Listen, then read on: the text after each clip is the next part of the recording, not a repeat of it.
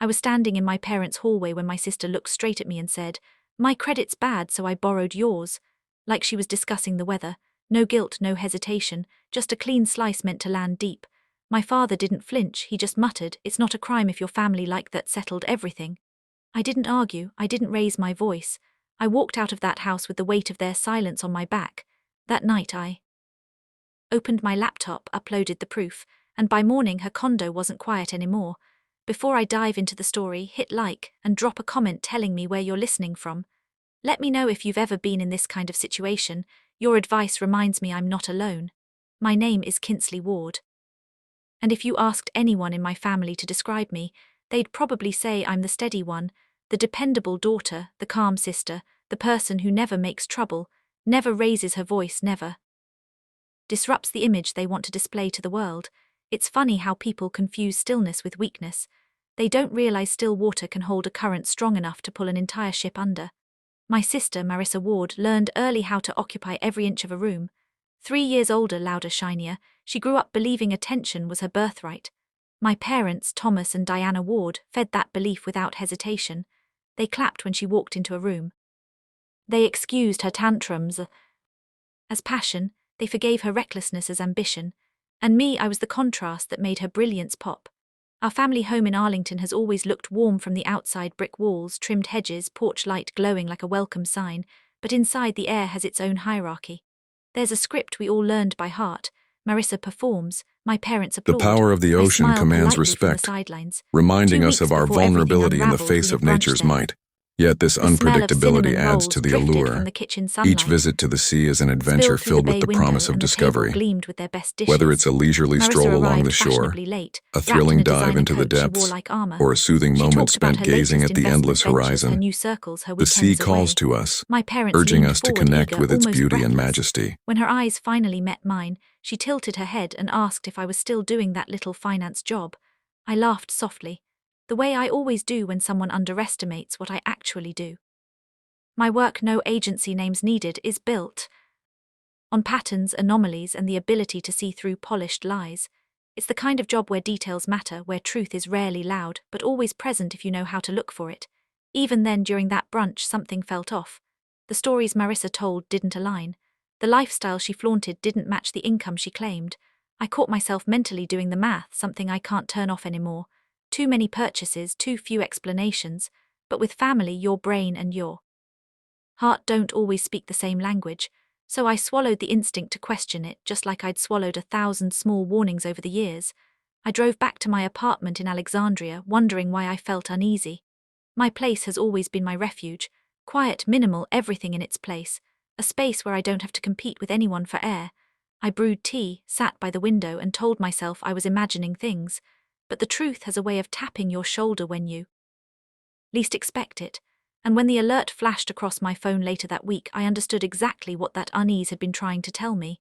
The alert hit my phone on a Wednesday afternoon, just as I was finishing a review of suspicious payments at work. It was a credit inquiry, new, unexpected, not tied to anything I'd applied for.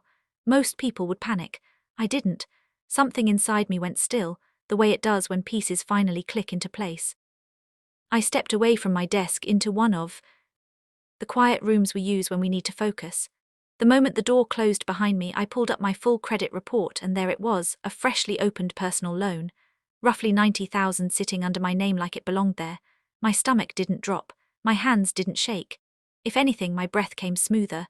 Because this wasn't confusion, it was confirmation. All the things I had noticed at brunch, the designer coat, the new apartment, hence the spending that didn't align, had been pointing me here. I just hadn't wanted to see it. I called Marissa. She answered on the second ring, her voice sugary, polished, the version she uses when she thinks she's above the conversation. "What's up, Kins?" I kept my tone light. "I got a credit alert. Did you use my information for something by mistake?" There was a beat of silence followed by a laugh so casual it made my jaw tense. "My credit's bad, so I borrowed yours," she said. "Relax, it's not a big deal." I closed my eyes. "Marissa, that's identity theft." She scoffed. "Oh my God, don't be dramatic." I didn't say anything. Silence can be more powerful than shouting. Then I heard footsteps and another voice. My father, Thomas Ward, entered the room on her end. "What's going on?" he asked. "She's freaking out over a loan," Marissa said breezily. "I used her name, her score is better." My father didn't gasp, didn't correct her, didn't even pause. "It's Not a crime if you're family, he said like he was reminding me of table manners. I had to pull the phone away from my ear for a second, not because it hurt but because it confirmed every fear I'd swallowed for years. In their world, Marissa's convenience outweighed my security, her wants outweighed my boundaries, her mistakes were something I was expected to absorb. Dad, I said quietly. This is serious, he sighed, annoyed. Don't start, you know your sister always lands on her feet. Help her out, help her out. My sister steals my identity, my father excuses it, and I'm expected to carry the consequences. I ended the call without another word. Back at my desk, the fluorescent lights hummed overhead, steady and indifferent. I pulled up the loan documents again. The power of the income ocean listed was commands inflated. respect, The signature reminding wasn't us of our mine, too vulnerability looping, in the too face of careless. nature's Whoever might. forged it Yet assumed this I'd never fight back. unpredictability adds They to were the wrong. allure.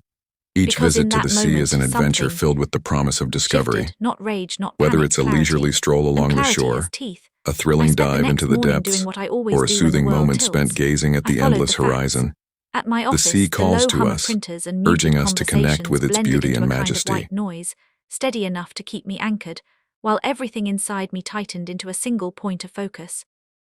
I logged into the systems I use every day, not to investigate someone else this time, but to look at the pieces of my own life someone had tampered with.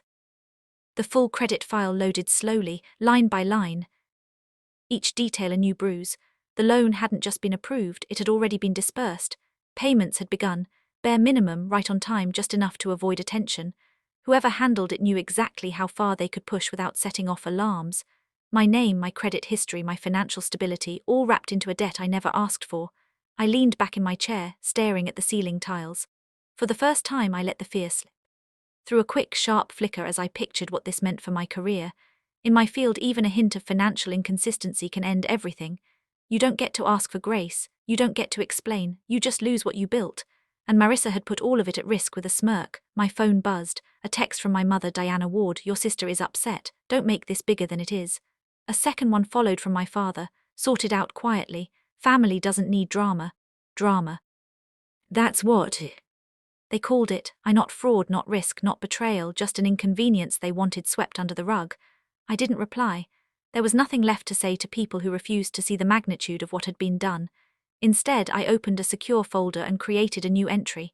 Not a complaint, not a report, just documentation. The same kind of documentation my job requires every day. Timestamps, screenshots, evidence preserved exactly as it appeared. I saved the forged signature, the inflated income numbers, the payment timeline. I captured every notification, every discrepancy, every social media post where Marissa bragged about her new place in the city she shouldn't have been able to afford. I wasn't reacting out of anger. I wasn't lashing out. This was muscle memory following procedure, building a chain that couldn't be broken. Hours passed. The office emptied. Lights dimmed one by one, leaving only the glow from my screen and the shadow of my reflection staring back at me, calm, steady, certain. I scrolled through the folder again, row after row of clean, undeniable truth. There was no satisfaction yet, just a quiet steadiness, a direction. I clicked upload. The file transferred in seconds, a small progress bar carrying the weight of the entire next chapter of my life. When it finished, I closed my laptop gently, almost reverently. They wanted me to let it go. Instead, I lit the fuse. The sunrise over Arlington looked softer than usual the next morning, pale gold against the row of towners lining Marissa's street.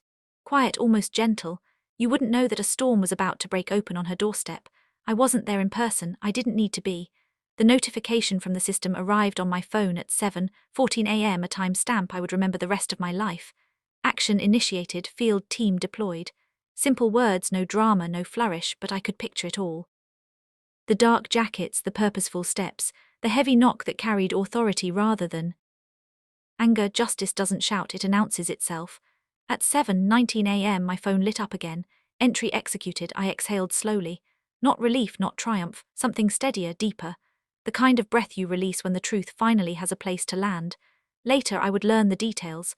How Marissa, still in a silk robe, opened the door with irritation rather than fear, thinking it was a package or a neighbor. How her expression shifted the moment the badges came into view. How she stepped back, The confused, power of the ocean commands respect, defensive, her reminding confidence us of peeling our away like vulnerability paint in the under face heat. of nature's How the might. hallways of her Yet condo this echoed with the sound unpredictability of adds drawers to being the allure. opened, files Each collected, visit to the devices sea is an secured. adventure filled None with of the it promise surprised of me. discovery. Entitlement doesn't Whether crumble it's a quietly. leisurely stroll It along the fractures shore, loud. A By noon, the thrilling news dive had into the reached my depths, parents. or a I knew soothing before they moment called, spent I could gazing feel at the the anger endless pulsing through horizon. the walls of my The sea apartment, calls as to if us, disappointment had a urging us to frequency only connect with its blood beauty and relatives could hear. majesty. When the phone finally lit up with my father's name, I didn't answer. Let him sit with it. Let him feel what silence tastes like when it's not on my shoulders. Instead, I showered, dressed, and drove to their house hours later. I wasn't summoned, but I knew there would be a reckoning, and I wanted to stand in my own skin when it happened. The ward living room was usually warm lemon polish, soft lamps framed photos of Marissa at every milestone. Today it felt smaller, tighter, the air thick enough to slice. My father, Thomas, stood by the mantel, arms crossed, jaw locked. My mother, Diana, sat rigid on the edge of the couch, wringing a tissue until it nearly tore. They didn't greet me, they didn't offer a seat. Classic. "What did you do?" my father demanded. His voice wasn't loud, but it shook with a kind of fear I had never heard from him. Not fear for me, fear for the perfect narrative of his golden child. "I protected myself," I said, hanging my coat neatly over a chair. "She's your sister," he spat. "And she stole my identity," I replied calmly. "She opened a loan in my name, she forged my signature, she put my career at risk." My mother stood then, voice trembling. "But did it have to be this agent's at her home, neighbors watching?" She pressed a hand to her chest. She said, "You ruined her life." I met her eyes. "She used my credit because hers was destroyed. She bought things she couldn't afford. She lied to you, she lied to me, and you want to talk about embarrassment?" My father stepped forward, face flushed. "You could have come to us, we could have handled it within the family." I almost laughed. "Handled it, like the way you handled her telling me to stop being dramatic. Or how you shrugged and said, 'It's not a crime if you're family.'" His mouth opened and then closed as if the words had finally revealed themselves as foolish. "She didn't mean harm," he murmured. "That doesn't erase the harm she caused," I said. My mother's eyes filled. "She's terrified, Kinsley." "Should be," I answered softly. The room went silent, not angry silence, truth silence, a kind neither of them knew how to hold. "Where is she now?" I asked finally. "Being interviewed," my father said, bitterness heavy in every syllable. "Good," I replied. My mother's voice broke. "How can you say that? Because accountability is the only thing that will stop her from doing this again. She didn't steal because she needed it. She stole because she believed she could. Because you taught her there would always be someone else to pay the price." I paused. This time it wasn't going to be me. My father looked away, jaw working, and for the first time in my life he had no defense. I walked past both of them toward the hallway lined with family photos.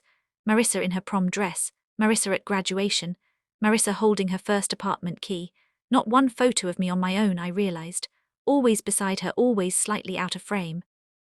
When I turned back to my parents, they looked smaller somehow, like the edges of their certainty had crumbled. "You both asked me to stay quiet," I said, "but silence isn't love. Silence is permission, and I won't give it anymore." I left them standing there, surrounded by the remnants of a story they'd written without me. Outside, the afternoon light was bright, almost too bright, the air crisp with the kind of clarity that follows a storm. As I drove toward the federal building for my meeting with the investigative team, my phone buzzed again. A message from an unknown number. It was short. "Interview completed, evidence consistent, straightforward, neutral, final." A few hours later, a second message arrived with a brief update about the asset review underway at Marissa's condo. It didn't detail what was seized, just that items and records tied to the fraudulent loan were now secured for review. I didn't need specifics. I'd spent years analyzing cases like this. I knew exactly how it unfolded. The power of the Methodical, ocean meticulous, commands unyielding. respect, Justice reminding isn't us of loud. our vulnerability It's in the face of nature's might. consistent. Yet this And for the first time, I unpredictability felt adds to something the close to allure. steady relief. Each visit to the Not sea because is an Marissa was adventure facing filled with the promise of consequences, but because I discovery. had finally stepped out Whether of the it's a role they'd leisurely kept me in stroll all along my the life. shore, The a quiet thrilling one, the dive into the accommodating one, depths, the one who or a absorbs. soothing moment Not spent anymore. gazing at the The next endless chapter wouldn't horizon, belong to them. the It sea would belong calls to to me. us, The days urging that us to followed connect settled with its into a beauty and strange, heavy majesty. quiet, not the suffocating silence I grew up with. This one felt cleaner, like the air after a storm when everything sharp has already been stripped away. The official update arrived midweek. The fraudulent loan was fully traced, the documentation airtight, and the responsibility placed exactly where it belonged. Marissa wasn't dragged through headlines or public humiliation. The process moved the way it should, measured, private, firm. Enough to stop the damage, enough to protect me. My parents didn't call, or maybe they did and I let the phone ring until it stopped. I wasn't avoiding them out of anger, I just needed distant space to breathe without their expectations settling on my shoulders. A few days later, an envelope slid under my apartment door, delivered by a courier. Inside were revised trust papers from the family attorney. My parents had adjusted everything, restructuring responsibilities and financial management to prevent future abuse. For the first time, they acknowledged in writing what they couldn't say aloud: the system they built around Marissa had consequences. At work, my supervisor stopped by my desk, tapping a folder against his hand. He said they were forming a new group focused on emerging financial abuse cases, and he wanted me on it, someone who understood not just the patterns but the human cost behind them. I didn't give him an answer right away. I just sat there letting the weight of the offer settle. For once, my life wasn't something happening to me. It was something I was choosing. In the end, what happened to my sister wasn't about revenge. It was about finally stepping out of a role I never chose and protecting the life I built on my own terms. Family shouldn't be a shield for harm, and silence shouldn't be the price of belonging. If you've ever had to draw a line with someone you love, tell me, how did it change you? Share your story below and don't forget to subscribe so you never miss the next.